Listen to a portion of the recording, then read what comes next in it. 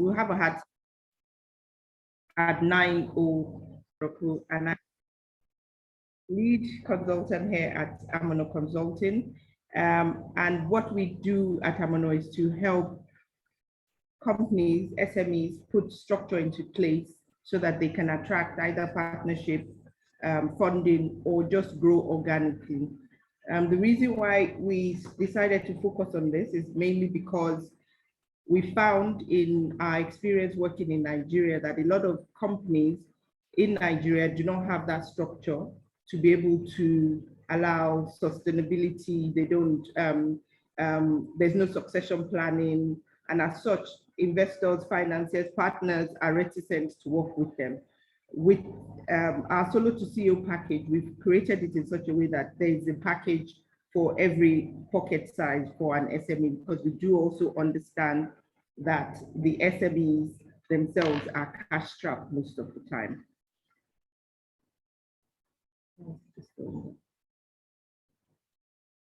Sorry, I'm just trying to. So this is the quick agenda for the sessions. My name is Lola Shonkobodoku, like I said, and I will be talking about strategy, helping you understand the structures you should put in place and some of the tools that you can have to work on creating a strong strategy for your business. And then we have Mrs. Balogun, who will be talking about people and workplace productivity.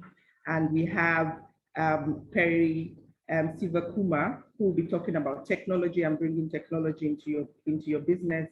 And lastly, we have Ms. Molade, who will be talking about financing and what investors are typically looking for in a business to help businesses understand why processes are key, and also if you have the mindset at the back of your mind of why you're looking for money and what type of money you're looking for, then you're better able to attract the type of financing that you're looking for. Some of the sessions all the sessions are going to be interactive, and the lead for each session will tell you how they want to lead it, but there might be, so for my own, there'll be a 50-minute breakout session, whereas everybody would have to discuss and come up with some mini, what should I call it, homework for you guys to do. So please keep yourself muted, try to reduce the disruptions to the minimum. Every comment or idea is obviously useful, particularly during the breakout session. And we would like to see that most people participate because it's essentially a workshop. We're not trying to just talk to you. We want to also be able to understand more about what it is that you're doing as a business. So in the end, we want you to be able to leave this session be able to understand a little bit more about your business strategy and how to track your goals, understand how to create good company cultures to stimulate workplace productivity within your teams, understand what investors are looking for, and understand how you can include technology in your businesses. So for Amono, we obviously have these Solo to CEO workshops in different degrees. We can help you with your strategy, planning the strategy, creating the strategy from scratch, or improving on existing strategy. We can work with you to raise finance for your goals that you've already developed. We can help you using business process reengineering and Lean Six Sigma, help you improve on your business processes. We work with your people because we believe that once your people are happy, they become empowered. We believe strongly that your people are part of your assets. And of course, we have several workshops that are recorded or bespoke for you to be able to, because we also want to empower SMEs so that you don't always have to come to us to do the work. We empower you with templates, workbooks, and things like that for you to be able to do some of the work yourself. So I'm going to, can we do a quick poll? We just want to have a rough idea of the type of people that the businesses that we have. So please, we'll just take a quick 1 to 2 minutes and if you just answer, the poll is going to come on very shortly. And if you can just let us know what stage you are in your business, things like that. It will help us direct the program a bit more.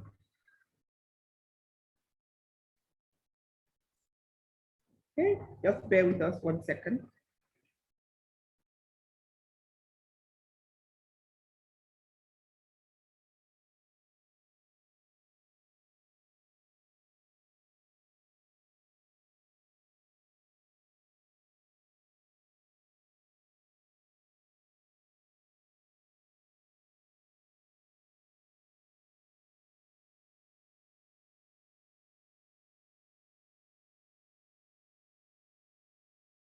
So while that is coming up, please, if you have any, I would like to actually know what people want to achieve in this session. So if you can put your hands up and unmute, and if you can just, let's start making this interactive as possible, because I know it's 4 hours, but we want to make sure that everybody is excited to be here and not bored. So I don't want to be talking to you. So you can unmute yourself and tell us a bit more about what it is you want to achieve in this workshop.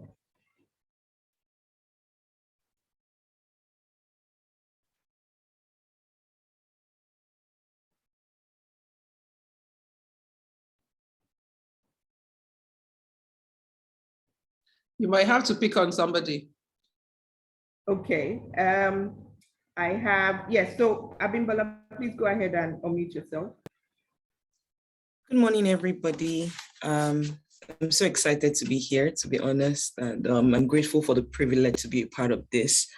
I think for me in particular, it has to be the structure where my business is concerned. There are quite a number of things I can do. I just need to know the necessary structures to put in place to, again, go from being a solopreneur, as it were, to being a CEO. So I think I really do hope, to benefit a lot from this and to transfer it into my business. Yeah, just to build some structure, like I said. Thank you.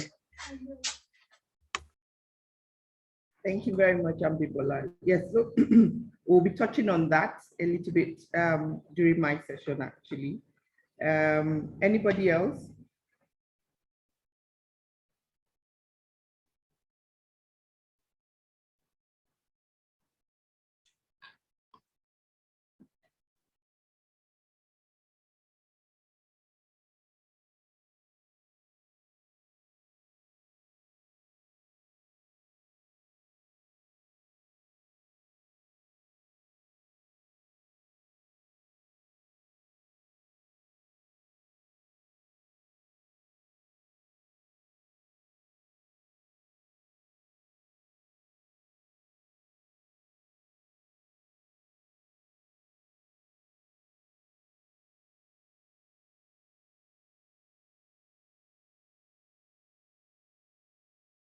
Okay, let me just keep going while the team are still working on the polls, and it might just pop in at a later stage. So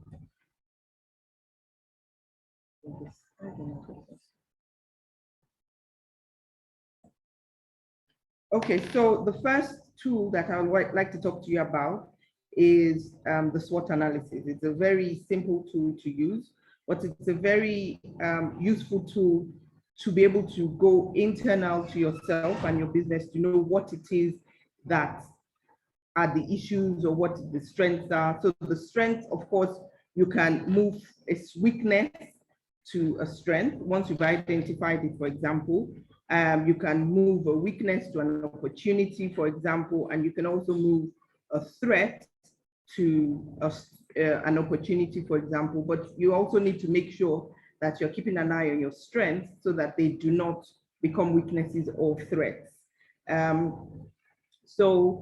Examples of strengths are things like what you do well in your business, what your competitors can copy. So things like talents, like skills, what you have internally. A company like Uber obviously came up with, they have an IP when they first started, because they developed the software. But now, obviously, a lot of people can use the same software because they, so that first mover advantage that they have has reduced. A lot of pharmaceutical companies, for example, have patents for their drugs, and that would also be a strength, for example, because that makes it difficult for people to copy. So they can apply for the patent for, I don't know, 10 years, for example, and then after that, other people can start to use your idea. Same with prototypes. So and that's what a lot of, or what are the kind of strengths that you should have. So like what your unique selling point is, what resources you have at your advantage. Those are quite interesting things that you should be thinking about as your strength. Now, from a weakness point of view, what am I not doing? What skills, what am I not doing right? What are my competitors doing better than me? So in a lot of SMEs, watch their competitors a little too much. So you need to find a balance with that, because you still need to know what your competitors are doing out there, and track them a bit better. So you need to look at the skills that are lacking for yourself or within your organization if you have more than one employee. And then look at the complaint areas where your staff, your partners, your suppliers, where are they complaining about you, so that you can actually start to think of ways to plug that. An opportunity are things that maybe there's a new thing right now, that a new law or policy that's been passed by the government. It might then now start to favor your organization. So if, for example, the government wants to protect anything that is employing youths, you can leverage that and use that as an opportunity, because they will be creating an enabling environment for you to push your business forward. So you need to always be checking those. We'll come into the personal analysis very soon. If you're thinking of partnerships with people that you know, or new people you want to bring on board because they're coming up with new skills, you can think about that and start to you need to put that at the beginning, in front of you at every point in time, to know what are the opportunities that are out there, what new markets are out there. So for example, we have the Africa Union that is opening up for Africa. I know it's easier right now to export to the UK or the EU, but you should be able to think about the Africa Union, ECOWAS, for example, because we're based, most of us, I believe, are in Nigeria. So the ECOWAS community, what is out there that you can export to products and services. It doesn't always have to be the Western world, but the EU, the structures is being put in place. There's something called the AFCA right now that they're using to enable imports and exports within the Africa Union. So you should all be looking into that. Then looking at the trends, what kinds of trends are out there in your market? Are you keeping abreast of it? What are your competitors doing that is causing you trends? Or even if your competitor might not be a direct competitor, it might be an indirect competitor, you might be able to see some opportunities with what somebody that is not even in your market is doing, that you can incorporate into your own business strategy, and that can also help with what it is that you're doing. And then obviously you might be able to find new skills. So new skills that can help improve on what you're delivering to your customers, for example, can also be an opportunity. Now the threats are obviously your competitors. Can they come and take over your market share? We're lucky in Nigeria at the moment because we have a population glut, so it's there's a big market for everybody. But you obviously need to keep your track of your competitors to know where it is that you're going to feed into. What trends are there that can negatively affect your business? A lot of that we talk about a lot more in the personal analysis, And then looking inwards is very key. So as a business owner, you need to be using your key performance indicators, which we will come into later on in the training, in the workshop, for you to understand exactly how those things that you're doing, not doing right, can affect your business and probably stop it from growing. And then think about technology. Of course, if you're not incorporating technology into your business at this time, you're not going to be able to pivot, change strategy quickly. You won't be agile with corresponding with your teams, and that could make you start to have issues with your growth. So the PESTEL framework works, it helps you track the environment that you're actually in. So from a political standpoint, which I touched on a bit, like the policies, Nigeria right now, with our Naira devaluation, there's a big risk right now there's a big risk right now with if you're importing things that you're using in dollars, so raw material, so that could easily turn into a threat. So if you're importing raw materials from China or the US or the UK or the EU, for example, you need to be keeping track of that so that it doesn't affect your pricing, because you always have to think about how you're going to keep replacing stock. Even if you want to raise finance, the way your government is perceived can also affect investors coming in. So you need to be tracking that. Embargoes. So for example, Russia, there's a lot of embargoes on Russia right now. So if you are, for example, exporting to Russia, you should be looking for new markets right now, because I'm not sure if Nigeria has joined the countries that have put an embargo on Russia, but pretty soon everything will be drying up, because even if they haven't, how are you going to get your goods into Russia? So you need to start thinking about things like that on a constant basis. So these tools, I say for every business, you should take them and use them at least every quarter to just make sure that you're still staying on track with your business. Now, if we go on to the socio-cultural factors, so these are consumer beliefs, for example. So in Nigeria, I'll keep using Nigeria because I think looking at the names, a lot of people are Nigerian. If you look at the socio-cultural factors, we would find that in Nigeria, a lot of Nigerians like to travel, a lot of Nigerians like to have a nice time partying and things like that. So that's a popular trend. So food is a good trend in Nigeria. And so you need to start to think about things like that. If you're in the healthcare space, for example, and you're thinking about your patients, a lot of patients, there's some patients that do not believe in getting blood transfusions, for example. So that is going to affect your business if you're doing surgery, if you're a surgeon, right? So you have to change your target customer in that regard. We touched on the wars that are currently occurring. It's going to affect a lot of people's businesses. So you need to take that into cognizance. Population, Nigeria, I believe, is predominantly female. I think the world is predominantly female at the moment. So you need to be thinking about that with regards to how that is going to affect your business, in the future. And of course, if you're thinking about your customers, how's the wealth distribution in that area, your community or your target audience, how much wealth do they have? Because if they don't have enough money, they might not be able to pay for you.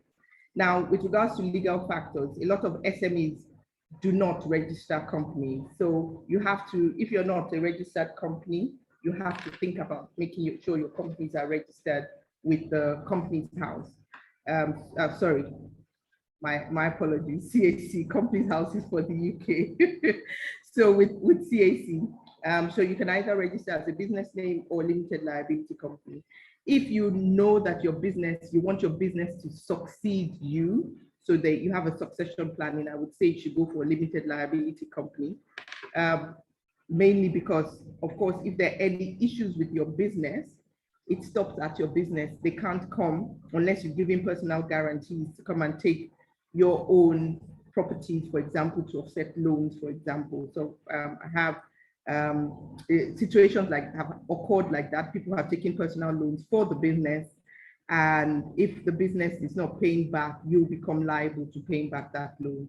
So you need to think about that. You need to think about the licenses that you need to operate with. So you, a lot of people would want you to have certain, they won't buy your products, for example, if you're not NAFDAC registered, or if you're not registered with SON, that's the Standards Organization of Nigeria, depending on what it is that you're doing. Those kind of trademarks add value to your brand. So you need to be thinking about those kind of things. Of course, there are employment regulations, like if you're, the number of staff has an impact of the 10 pensions that you should be having and things like that. So you should always be aware of all the legal factors that affecting the business, the types, the community that you're in. So if you're exporting, you would have to have legal factors for the country you're exporting to, for example. Other things you have to be tracking, obviously, the economic factors of the country that you're in and the country that, if you're exporting, you'll be exporting to, you know. So things like inflation, interest rates, for example, would affect everything. You, of course, have to be paying your taxes. So the rate of taxation, Nigeria, we also have withholding tax. So you need to keep track of all of that. Technology for me is very key because we're now in the tech world. Every business should be using technology in their businesses, and Perry will talk a lot more about that. So what technological factors could be affecting your businesses? You need to be aware of it and be tracking it down a bit more, tracking down, making notes, and keeping track of what it is that you're going to be doing. Now, the environment is a big thing right now because of all the climate change that is happening.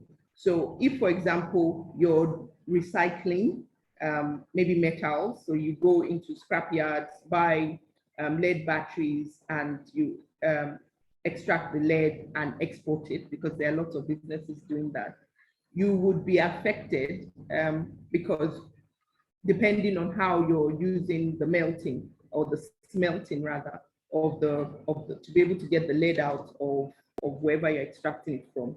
So at some point you would find that companies that you're exporting to might be asking you for things to show that you're actually keeping track of the carbon footprint that you're having, you know, and you might actually even put it into some of your strategies or your business model in deciding the strategy that you're going to come, because there are some businesses that would work closely with people that are keeping their carbon footprint down. There are some people that would focus more on women businesses, for example, or youth businesses, for example. So those are the sort of things that you have to be tracking in everywhere that you're participating in. Okay, so this is where I love strategy, and this is a business model canvas that was created by a company called Strategizer. There are lots of templates online, and you can even find videos that tells you what to do. But here at Amano, also we use this, and we're having some. We have a workbook that can help you use answer this sheet more in-depthly. If you need it, just put your email in the chat box, and we would let you know a little bit more about that. So starting from, sorry, just give me 1 second. So starting from, from the customer segment, sorry, the customer segment. As a business owner, you need to remember that not everyone is your customer. So how do you find your customer? How do you define your customer? You can define them by age, where they're located, how much money they earn, things like that. But you need to definitely always know who your customer is.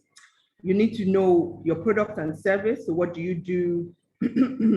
And of course, what is difficult or impossible for others to copy? That is your unique selling point. You should always be able to say what that is at every point in time. Then you have to be able to think through your route to market. So how do you send your goods or services to your customers? So are you using an e-commerce platform, or are you using Zoom if you're doing training, or are you using Instagram to sell, or do you have a shop? You know, you need to articulate all of that. And with this model canvas, you would then now go into detail with every single thing that you've gone through.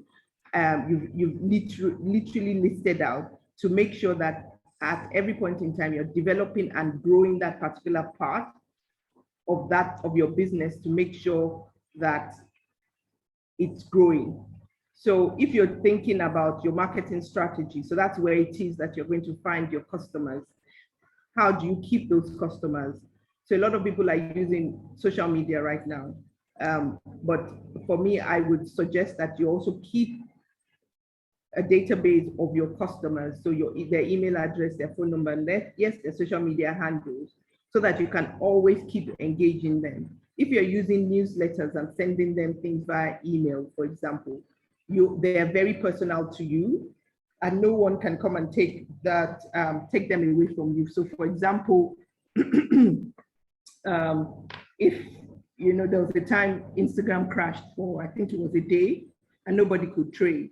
Well, if you had your newsletters, you could email addresses of your customers, you could send them those newsletters, and you still keep selling to them even if Instagram doesn't come back.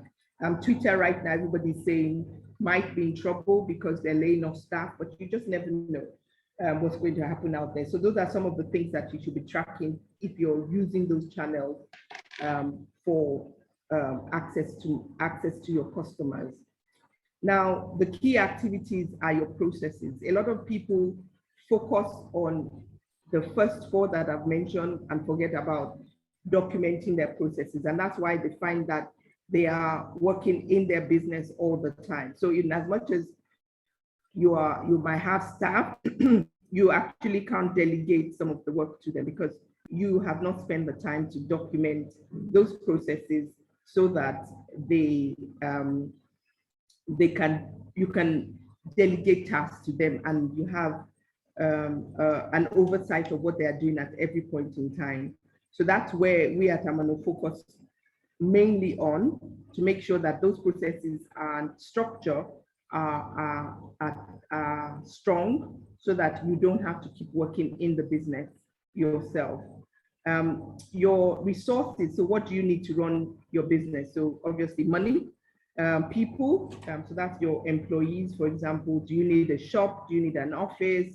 Do you need internet? Do you need to travel? So you need a car, things like that. So that's where that box helps you list it all out. And then what organizations do you need to run the business? So if, for example, you're a food business, you need to be able to partner, quote and unquote, or register with NAFDAC. Because without that, you can't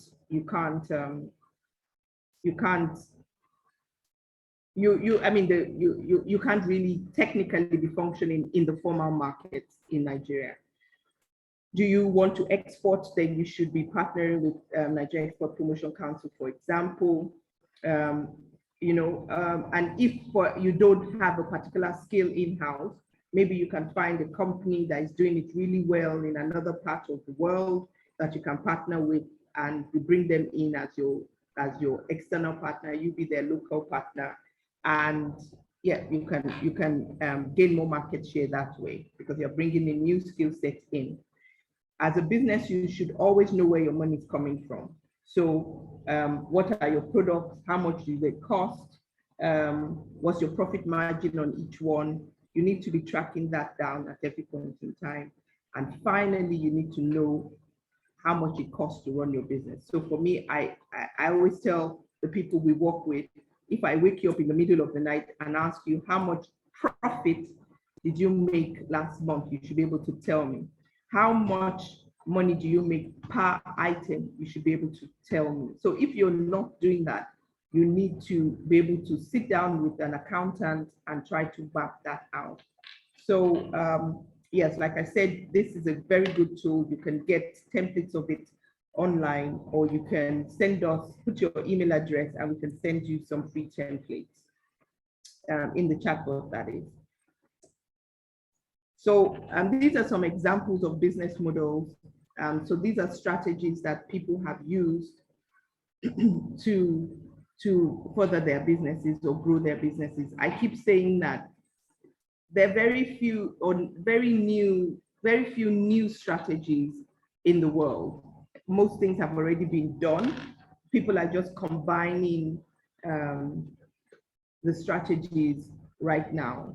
But it's a good thing for us here in Africa, because a lot of these strategies have been created and tweaked so many times by the Western world. We could just pick one that works for us and make it work. So for example, I would say if you're based in Lagos, you might know of a supermarket called Ebano. I'm not sure if they've moved into other parts of Nigeria, but essentially you could see them in their shops. They've actually started renting out spaces to other people in their space, in their mall. So they're also earning rent from that. So that's an idea of a shopping shop. The omni-channel are for people that, so you might have an e-commerce store, you might have a physical store, and then you make sure that there's no difference between your customer buying online or buying in your store. Everything works seamlessly, and then you become an omni-channel strategy. Singapore Airlines does that really well, because they have on their planes, because it's such a long haul flight, they actually sell goods online really well, and you can go on their website, you can buy it in the planes, you can do it, and it functions very seamlessly. White labeling is a strategy that I particularly like, whereby you essentially are manufacturing for other people and you let those people put their labels on it. It's been used a lot in Nigeria. So you can just go to the person and say, look, I want my candles made, but this is what I want. This is my fragrance. I want you to put in the candles. So you're not having to make those candles yourself. You're just giving them your unique fragrance that they don't know. So that becomes your unique selling point, for example. Or it becomes, if you have money, you should patent it and you keep it to yourself, because it has the different percentages that you've mixed together to be able to get that particular fragrance. So if, for example, you outsource to somebody that has the facilities to make maybe like 1,000 candles per hour, the person can make, that person is using white labeling, and you can just tell the person to customize to suit. But if you have enough funds to be able to buy the equipment, that might be a strategy. Or if you have enough people to keep making certain things like clothes, for example, maybe you then now just tell people, they give you their design, you make it for them and you put their logo on it for them. So these are some examples of business models. Oh, I like this eco green one. So there's this Patagonia company that essentially they're just using eco-friendly products to make clothes for outdoors. So in Nigeria, I know we recycle, quote unquote. Well, it's not called recycling in Nigeria, but everybody's reusing stuff. So I think we're like the recycling goddesses. So we can take an old dress and convert it into something new, turn it into a skirt or something. So maybe that might be, so if you have the skill set to do something like that, you can go for an eco-friendly strategy, business model strategy, to say, oh, I'm reducing waste in the world, and yeah, come and join me. And there are lots of people that would buy your products just because you're reducing waste in the world. One that I didn't put here is crowdfunding. So essentially you go into the market and get people to come and put money into your business idea. Several people, maybe they're all just putting like 20,000 naira into a business, and you use that money to fund your business.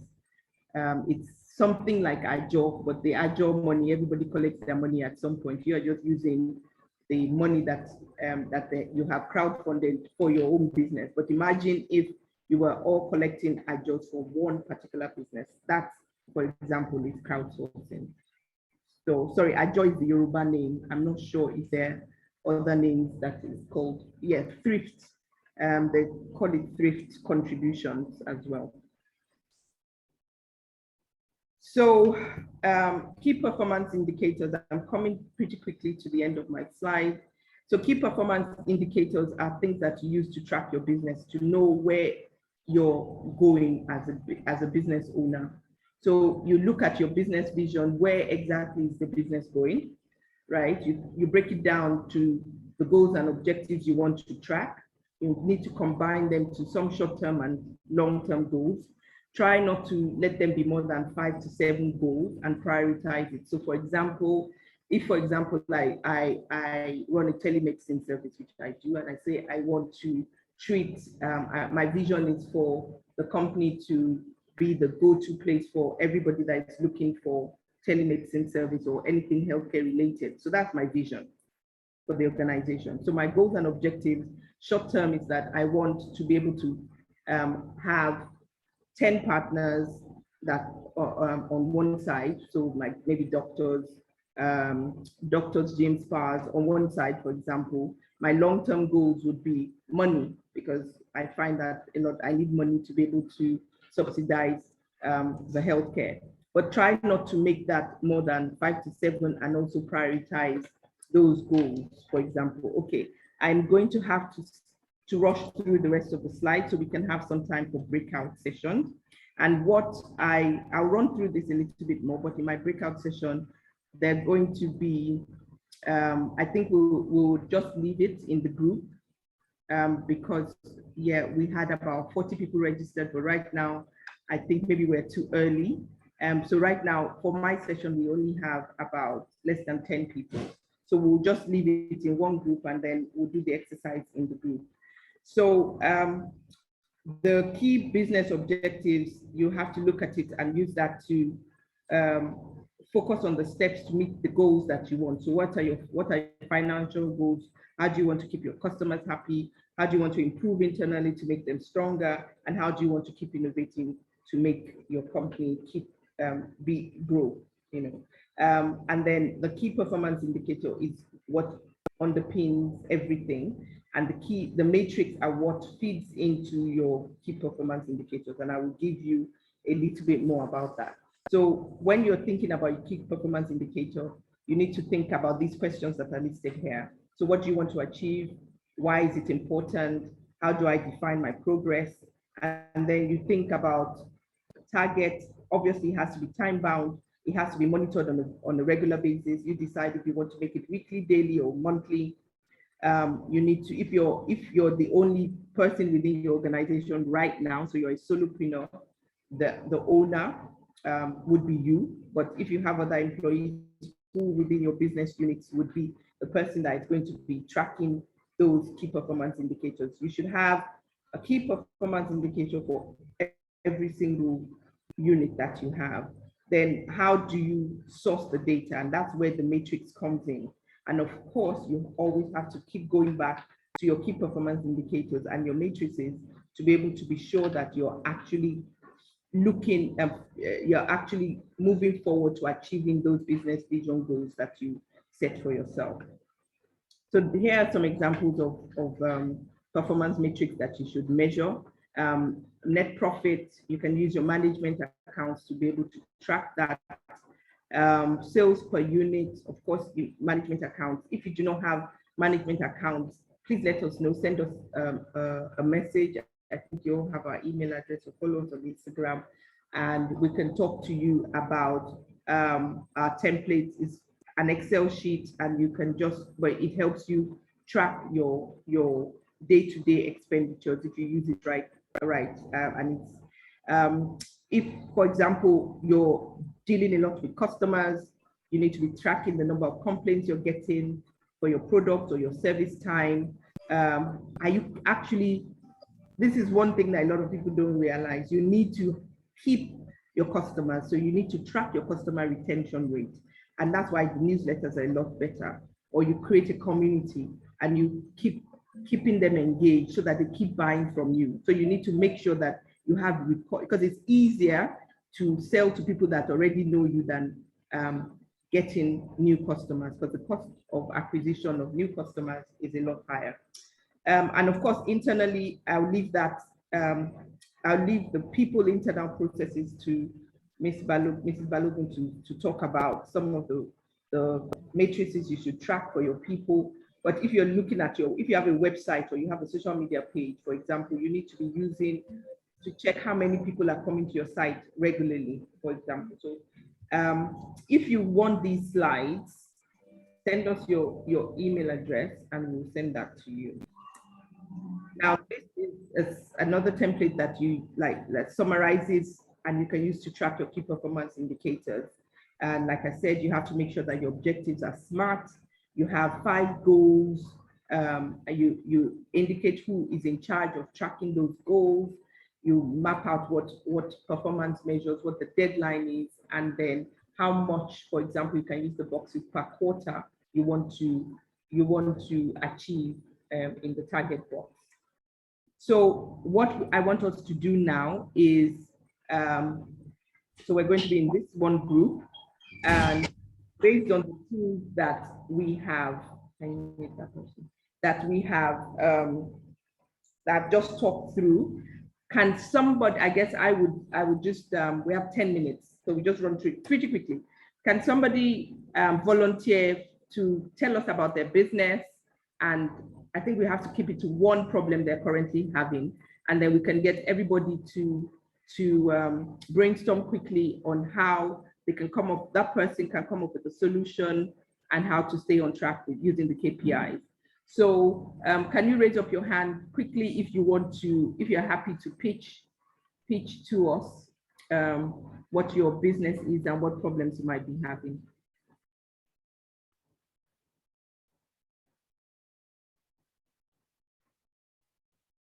Anybody?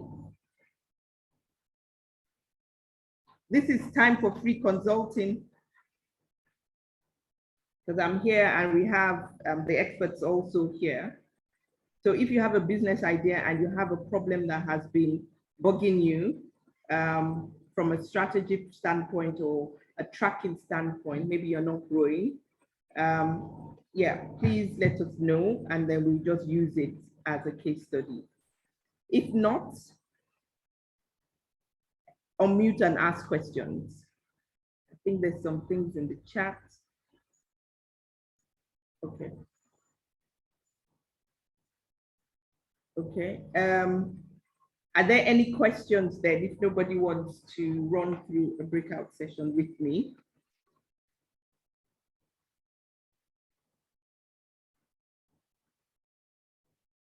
Should I assume everybody's happy with what I've said?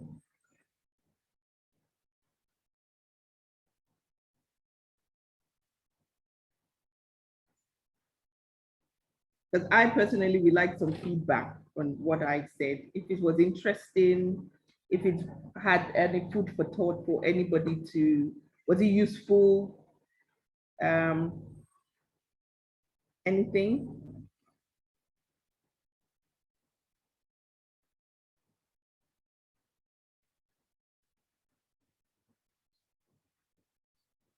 Sorry.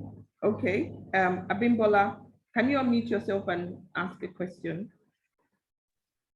Okay, thank you very much for the insightful session. Well, I'm trying not to be the only one speaking, but I truly have something to say. So I think one of the things that I would need to again focus on is, latest trends, because I make accessories. My business makes handcrafted accessories here in Nigeria, and sometimes I tend to focus on what I like as a person. So if I like maybe not bright colors, I would would tilt towards making accessories that are not too bright. So I'm learning to understand that it's not about me. I'm not my customer. I'm not, I'm not the market. I need to understand that there are other, I'm looking to make this accessories for other people. So I need to again check, the latest trends, what are things people are wearing now, what are things my competitors are focusing on, and not just one competitor, as it were, like a good number of people doing what I'm currently doing, what are things they're doing now.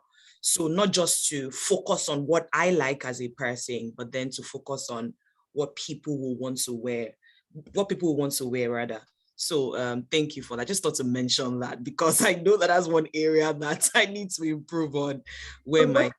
What I'm hearing now is that that was your problem, and within this session you've been able to. Yes, definitely. I need to understand that it's not just me. It's not about what I like. But also remember that it's not everybody that is your customer. Yes. Okay. Yes. Not sure. everybody is your customer. So if it's easier for you to design for people that think like you, then maybe it might be easier for you to target people like you first, and then you can then now add, or you might then be looking for some partners that can come up with different designs for other people. So when I say partners, it obviously doesn't have to be an organization, but you might be able to see somebody else that could help you with designing things that might appeal more to maybe a different age bracket, for example, or to men, for example, that sort of thing. But it's just for you to keep brainstorming on that side. But there's something called the value proposition. It's in our workbook, our business model strategy workbook. So that's value proposition. You can look for it on Instagram, on YouTube, and it helps you have a better concept about who your target audience is and where you can find them, because it focuses a lot on what value you're bringing to the person, and helps you think through what that person that you're trying to target actually wants. So that might be another tool. We didn't go into it now because it was supposed to just be 1 hour session. So we didn't go into it in this session, but you can use that as well. Very useful. All right, thank you. Is there anybody else that might have a problem that they want to solve, or have a question in any of the slides that I've pulled up that needs a bit more clarification on?